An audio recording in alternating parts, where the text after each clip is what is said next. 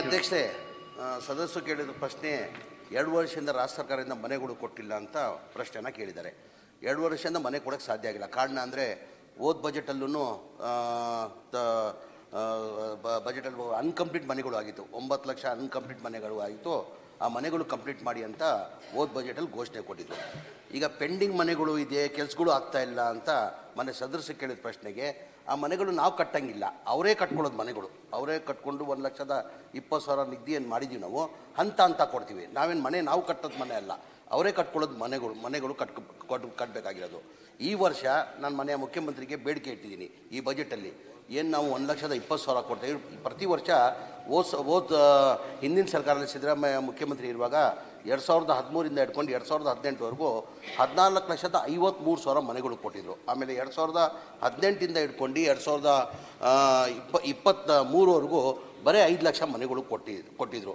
ಈ ಬಾರಿ ನಾನು ಮನೆ ಮುಖ್ಯಮಂತ್ರಿಗಳು ಬೇಡಿಕೆ ಇಟ್ಟಿದ್ದೀನಿ.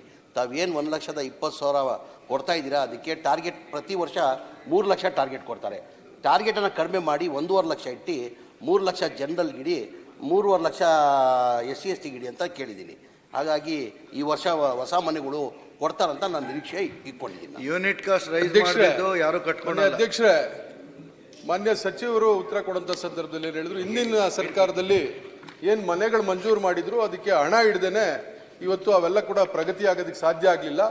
ಹಂಗಾಗಿ ಇದು ಪ್ರಗತಿ ಆಗಲಿಲ್ಲ ಅಂತ ಇವತ್ತು ನಿಜ ಮಂತ್ರಿಗಳು ಹೇಳೋದು ಮನೆಯನ್ನ ಫಲಾನುಭವಿನೇ ಕಟ್ಕೊಳ್ಳೋಂಥದ್ದು.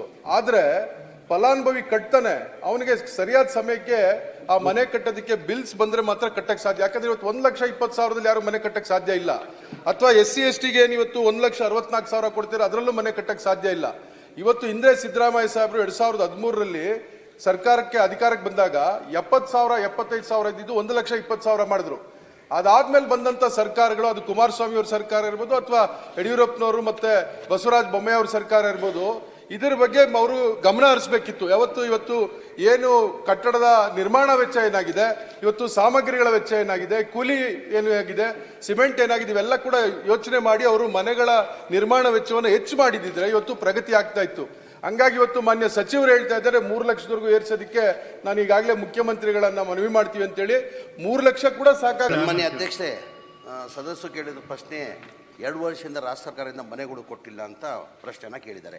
2 ವರ್ಷದಿಂದ ಮನೆ ಕೊಡೋಕ್ಕೆ ಸಾಧ್ಯ ಆಗಿಲ್ಲ. ಕಾರಣ ಅಂದರೆ ಹೋದ ಬಜೆಟಲ್ಲೂ ಬಜೆಟಲ್ಲಿ ಅನ್ಕಂಪ್ಲೀಟ್ ಮನೆಗಳು ಆಗಿತ್ತು. 9 ಲಕ್ಷ ಅನ್ಕಂಪ್ಲೀಟ್ ಮನೆಗಳು ಆಗಿತ್ತು. ಆ ಮನೆಗಳು ಕಂಪ್ಲೀಟ್ ಮಾಡಿ ಅಂತ ಹೋದ ಬಜೆಟಲ್ಲಿ ಘೋಷಣೆ ಕೊಟ್ಟಿದ್ದು. ಈಗ ಪೆಂಡಿಂಗ್ ಮನೆಗಳು ಇದೆ, ಕೆಲಸಗಳು ಆಗ್ತಾ ಇಲ್ಲ ಅಂತ ಮನೆ ಸದಸ್ಯರು ಕೇಳಿದ ಪ್ರಶ್ನೆಗೆ ಆ ಮನೆಗಳು ನಾವು ಕಟ್ಟಂಗಿಲ್ಲ, ಅವರೇ ಕಟ್ಕೊಳ್ಳೋದು ಮನೆಗಳು. ಅವರೇ ಕಟ್ಕೊಂಡು 1,20,000 ನಿಗದಿ ಏನು ಮಾಡಿದ್ದೀವಿ ನಾವು ಹಂತ ಕೊಡ್ತೀವಿ. ನಾವೇನು ಮನೆ ನಾವು ಕಟ್ಟೋದು ಮನೆ ಅಲ್ಲ, ಅವರೇ ಕಟ್ಕೊಳ್ಳೋದು ಮನೆಗಳು ಕಟ್ಟಬೇಕಾಗಿರೋದು.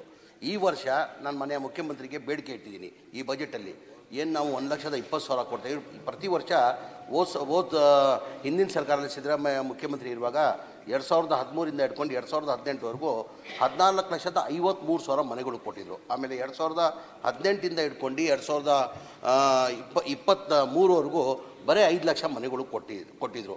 ಈ ಬಾರಿ ನಾನು ಮನೆ ಮುಖ್ಯಮಂತ್ರಿಗಳು ಬೇಡಿಕೆ ಇಟ್ಟಿದ್ದೀನಿ. ತಾವೇನು 1,20,000 ಕೊಡ್ತಾ ಇದ್ದೀರಾ, ಅದಕ್ಕೆ ಟಾರ್ಗೆಟ್ ಪ್ರತಿ ವರ್ಷ 3 ಲಕ್ಷ ಟಾರ್ಗೆಟ್ ಕೊಡ್ತಾರೆ. ಟಾರ್ಗೆಟನ್ನು ಕಡಿಮೆ ಮಾಡಿ 1.5 ಲಕ್ಷ ಇಟ್ಟು 3 ಲಕ್ಷ ಜನರಲ್ಗಿಡಿ, 3.5 ಲಕ್ಷ SC ST ಗಿಡಿ ಅಂತ ಕೇಳಿದ್ದೀನಿ. ಹಾಗಾಗಿ ಈ ವರ್ಷ ಹೊಸ ಮನೆಗಳು ಕೊಡ್ತಾರಂತ ನಾನು ನಿರೀಕ್ಷೆ ಇಟ್ಕೊಂಡಿದ್ದೀನಿ. ಯೂನಿಟ್ ಕಾಸ್ಟ್ ರೈಸ್ ಮಾಡಿದ್ದು ಯಾರು ಕಟ್ಕೊಂಡು. ಅಧ್ಯಕ್ಷರೇ, ಮಾನ್ಯ ಸಚಿವರು ಉತ್ತರ ಕೊಡುವಂಥ ಸಂದರ್ಭದಲ್ಲಿ ಏನು ಹೇಳಿದ್ರು, ಹಿಂದಿನ ಸರ್ಕಾರದಲ್ಲಿ ಏನು ಮನೆಗಳು ಮಂಜೂರು ಮಾಡಿದ್ರು ಅದಕ್ಕೆ ಹಣ ಹಿಡ್ದೇನೆ ಇವತ್ತು ಅವೆಲ್ಲ ಕೂಡ ಪ್ರಗತಿ ಆಗೋದಕ್ಕೆ ಸಾಧ್ಯ ಆಗಲಿಲ್ಲ.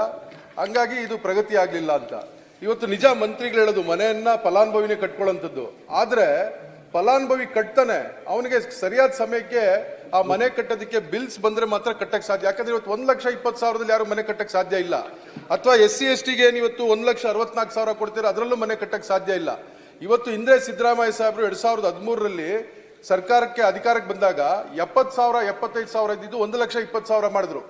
ಅದಾದ್ಮೇಲೆ ಬಂದಂತ ಸರ್ಕಾರಗಳು, ಅದು ಕುಮಾರಸ್ವಾಮಿ ಅವ್ರ ಸರ್ಕಾರ ಇರ್ಬೋದು ಅಥವಾ ಯಡಿಯೂರಪ್ಪನವರು ಮತ್ತೆ ಬಸವರಾಜ ಬೊಮ್ಮಾಯಿ ಅವ್ರ ಸರ್ಕಾರ ಇರ್ಬೋದು, ಇದರ ಬಗ್ಗೆ ಅವರು ಗಮನ ಹರಿಸಬೇಕಿತ್ತು. ಇವತ್ತು ಏನು ಕಟ್ಟಡದ ನಿರ್ಮಾಣ ವೆಚ್ಚ ಏನಾಗಿದೆ, ಇವತ್ತು ಸಾಮಗ್ರಿಗಳ ವೆಚ್ಚ ಏನಾಗಿದೆ, ಕೂಲಿ ಏನಾಗಿದೆ, ಸಿಮೆಂಟ್ ಏನಾಗಿದೆ, ಇವೆಲ್ಲ ಕೂಡ ಯೋಚನೆ ಮಾಡಿ ಅವರು ಮನೆಗಳ ನಿರ್ಮಾಣ ವೆಚ್ಚವನ್ನು ಹೆಚ್ಚು ಮಾಡಿದ್ರೆ ಇವತ್ತು ಪ್ರಗತಿ ಆಗ್ತಾ ಇತ್ತು. ಹಂಗಾಗಿ ಇವತ್ತು ಮಾನ್ಯ ಸಚಿವರು ಹೇಳ್ತಾ ಇದ್ದಾರೆ 3 ಲಕ್ಷದವರೆಗೂ ಏರ್ಸೋದಕ್ಕೆ ನಾನು ಈಗಾಗಲೇ ಮುಖ್ಯಮಂತ್ರಿಗಳನ್ನ ಮನವಿ ಮಾಡ್ತೀವಿ ಅಂತೇಳಿ. 3 ಲಕ್ಷ ಕೂಡ ಸಾಕಾಗ